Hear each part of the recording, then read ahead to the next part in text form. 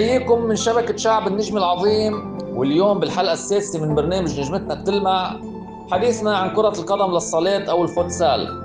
شو بنعرف عن هاللعبة وشو قوانينها؟ رح ندردش بالموضوع سوا.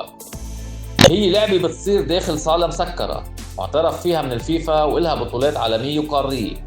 بتتميز كرة الصالات بالسرعة وبتعتمد على المهارة العالية والتمريرات القصيرة.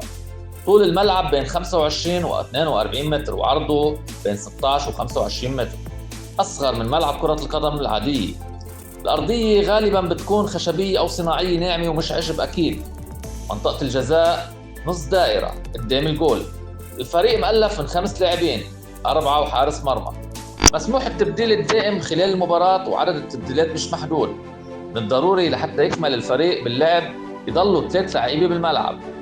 مدة المباراة شوطين، كل شوط 20 دقيقة وقت فعلي، والوقت بيتوقف عند خروج الكرة. بين الشوطين استراحة 15 دقيقة. كل فريق بحق له طلب دقيقة واحدة راحة تايم اوت خلال كل شوط.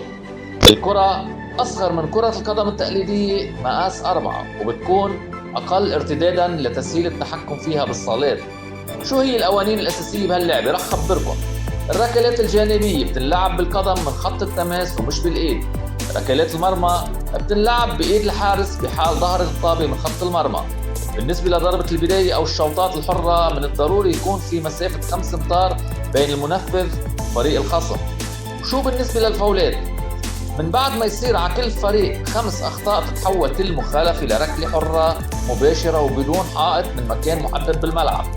أما بالنسبة للبطاقات، أصفر يعني إنذار، أحمر يعني طرد، وبيكمل الفريق ب4 لاعبين لمدة دقيقتين أو حتى يسجل الخصم هدف.